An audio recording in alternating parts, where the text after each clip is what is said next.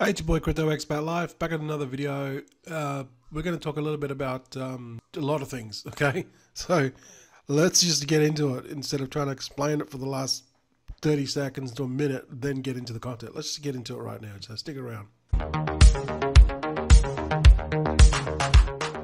The market is down. I mean, everything's red right now, okay? So this is, when I see red, I love it because I want to just buy more Bitcoin. And I'll explain a couple of things here.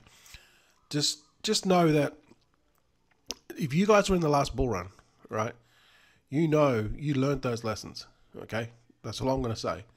So now Bitcoin is 16.5. Is it going to go to 10K? No, I don't think so. Is it going to go to 15K again? I don't think so. I think now is the time that it's going to be the lowest. Yeah, it might go maybe under 16K, but it's irrelevant whether it's 16.5 or 16. It's $500. I don't know what's with these people trying to pick the bottom. It doesn't matter. If you're accumulating Bitcoin for the next 2 or 3 more halvings, like I'm talking, 2032, 2036. This is how far out I'm thinking for Bitcoin. You should just be accumulating. Don't worry about what's happening and all the rubbish that's happening. Let's get into it. Bahamas, okay, they've got $3.5 billion from FTX, and they're actually going to pay back US investors.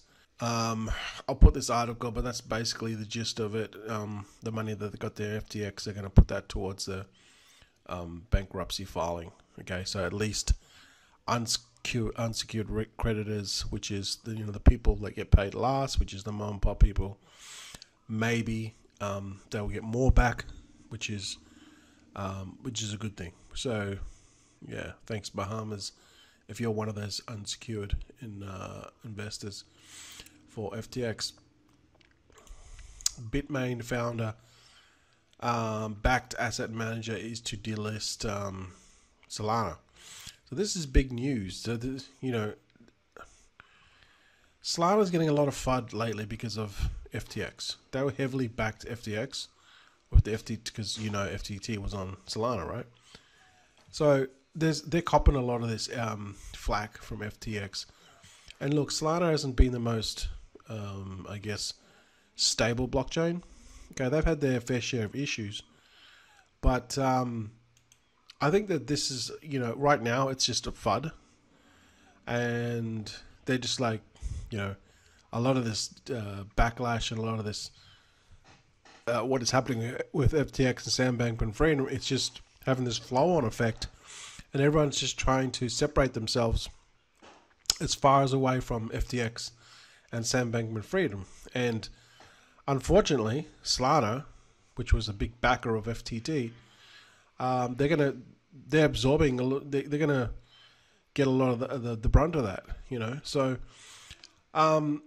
I still believe in Solana long term. I think this FUD will go away, but it's not good for now for them, obviously. They're dumping hard because of this FUD, right? And FTX. So it's down 73%. So if you're a believer long term with Solana, I still think that it has the value is still there. Okay, they've just got to fix up a few things with their blockchain and make it more reliable, and this FUD will go away. All this stuff, all this noise that's happening, it'll go away. Okay, it's like the news. After about a week, something else, people are talking about something else. I mean, Solana are bringing out a mobile phone, all right? So this is coming out next year, and name any other layer ones that are bringing out a mobile phone. Yeah, there's not many. Well, there's no other. Okay, so what I look for is the development. All right, if they're working on this thing and the devs are still, creating or building out the ecosystem to bring value to the ecosystem, long term that's what I care about. I don't care about the FUD that is happening right now. That's what I look for. Things getting built behind the background, infrastructure, And Solana are doing that, in my opinion. So I don't think they're going to be. I don't think they're going to be as high up in the totem pole as they were before. They've dropped a lot. If we just go back to CoinGecko, I mean, look at them. They've dropped out of the top 10. They're now 19. And Solana, don't forget, hit an all-time high of $250. So if you believe in Solana long term, you know, buying at $10, and if they hit if they hit $200, $250, $300 in the next bull run, you're going to be laughing. So this one here, Solana, I'm still bullish on them. I won't buy as much as I would buy now, but I'm still going to buy it because, you know, whenever the mainstream media talks about stuff, do the opposite, generally speaking, okay? That's the way I look at it. Not everything, but, you know, take it with a grain of salt, what happens in the media. BMW revamps operation with blockchain. Basically, they're going to use BNB chain for the rewards program. Yeah, not really a big thing, but their loyalty program. I mean, it's with BMW groups in Thailand, so that's close to home with me. So yeah, I mean, it's a thing, I guess. It's not a big thing, but just, you know, BMW, they're integrating more of their operations into blockchain. But yeah, it's still a step forward. Okay. Fiji, will they legalize BTC? Like, when you see these sort of things, I think these are just political moves for parties, people in power that are just want to become to power. So they use things like Bitcoin and crypto to further agendas to appeal to those sort of people. Is this a good thing if Fiji legalized BTC? Yeah, I think it is. Okay. We saw it in Miami, right? This whole Miami thing with Miami wants to be the crypto of United States. People are pushing their own agendas with politically, so they use crypto or Bitcoin as a political tool to appeal to those people that are into crypto to get more votes. That's what I'm talking about, pushing this agenda with crypto and Bitcoin.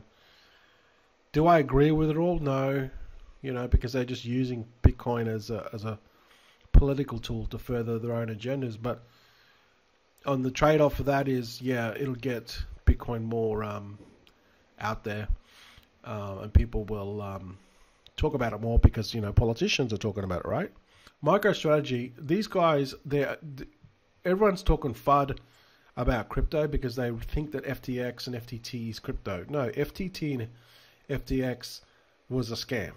That's basically it. It was a dude that had access to tokens and he was printing money just like the Fed, and then he was exchanging that money through a series of loans and stealing from people's funds to swap that for BTC and real assets, okay? And then that's how he was able to cash that out and just basically buy every sort of political figure and any influencer that he can to further his own agendas. And he should rot in jail. I think MicroStrategy, Marco Sala, is one of the smartest guys in crypto. And go and watch his breakdown of what FTX did, or Sam Bankman-Fried did. He broke it down on Value Entertainment to a T. So they're still accumulating Bitcoin like crazy. Okay, they just bought another 2,500 to 4 billion. So they're doing the opposite of what the mainstream media is saying crypto is dead. And next year, they're bringing out this Bitcoin Lightning application. Now, I've already spoken about a couple of applications on my channel, being Bitcoin Beach, which is an initiative in El Salvador and around those Latin American countries. It's not really that big, but there's still a few hundred vendors, maybe less than 1,000, maybe more, that are using the Bitcoin Lightning application, which is Bitcoin Lightning is just a layer that sits, I guess you could call it, on top of Bitcoin, and it basically allows you to transact Bitcoin literally instantly and almost free. I've already done multiple videos on this. Okay, so the Bitcoin Beach is one, and then there was also Pouch, which is the one that's happening in the Philippines in Boracay. They call it Bitcoin Island, but they use this application called Pouch, which is essentially the same thing as Bitcoin Beach. It's a Bitcoin Lightning application. All right, and then I've also done another video on Wallet of Satoshi, and that's also a Bitcoin Lightning wallet. So these Bitcoin Lightning applications are already out there. I think Wallet of Satoshi is really cool because it's really simple to use. Okay, it's just really, really, a 2-year-old could use it. That's how simple it is to use. But MicroStrategy are bringing out their own, basically their own wallet. Okay, and this is going to allow people to, use Bitcoin. So if you don't know about Lightning, you should go and go on the Apple Store or Google Play, and just go and have a play with Bitcoin Beach, Pouch, or the Wallet of Satoshi. They're the ones I recommend because I've used them all. And when you send someone money, it's instant. It's literally instant, and there's no fees. So you can send Bitcoin. I can send you Bitcoin, and you get it within half a second, and the fees will cost me nothing. That's how powerful Bitcoin is now. So it's just that the mass adoption, that is the thing that is holding back. And MicroStrategy they're going to introduce this application next year, which I believe is going to bring Bitcoin more mainstream, because MicroStrategy, Michael Saylor, he has a lot of weight in crypto. He has a lot of weight in the financial scene, okay, and a lot of people know and respect him. So, they're just accumulating like crazy now because they're looking long term with Bitcoin. And once more people start using Bitcoin, although a lot of people use Bitcoin now, but once they can transact using Bitcoin, like with something with Lightning, it's going to go more mainstream, and the adoption of Bitcoin is just only going to go up. All right, Zen. Lastly, Zen, they have minted the NFTs are actually live. I haven't done this yet. There'll probably be videos out on this, but I've actually, this has not actually gone the way that I thought. If we go and have a look at Zen, it's down 32% today. So it's actually down a lot. So I didn't think that this would be the case, because when you come here to create this Zen NFT, you need to burn. Well, technically, I don't think it burns it straight away, but it kind of like takes this supply out. Now I need to do some more research on this, but the Zen NFTs is essentially supposed to be a good thing for Zen to help it with the existing ecosystem, because it has this burn element in it. Okay, when that burn element takes place, I'm not exactly sure. I'll have to do some more research, but there is a burn element to it, and so far it hasn't really gone that way. I mean, it's down 32%. Now, I did have something like 6 or 7, 8 million Zen, and like I said before, you don't want to get attached to these things. I sold my Zen probably about a week ago, and now it's dropped 32%. So probably a good thing. I might even buy this back. It's 6 million or 8 million Zen that I'd got from the claims that I did. So, I should probably buy this back now, because when I sold it, I would have made a profit. But as you can see here, long term, it hasn't really moved. Like, we haven't seen these NFTs take off. Obviously, it's going to take time, but we haven't seen like a little spike here or anything with the NFTs, because NFTs got released today. So not really a lot has happened. Not now anyway. So I think this will be a gradual kind of thing once they build the NFT side of it. Because I think a lot of people now are still, they're kind of in holiday mode, okay? But we'll see what happens with Zen NFTs. I'm still bullish on it long term. But like I said before, don't get attached to these things, okay? If the profit's there, take it.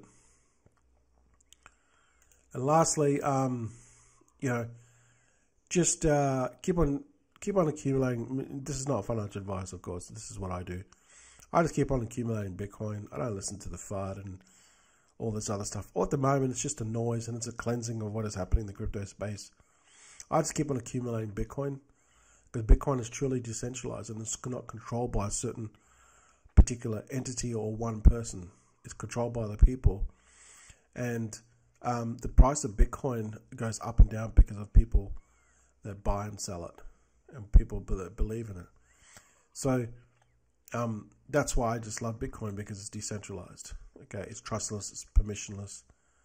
And there's so many attributes to Bitcoin. Don't listen to all this sort of rubbish. It's just all noise, right? You need to have a plan. You need to stick to it. And all this stuff that's happening will go away, okay? Will go away.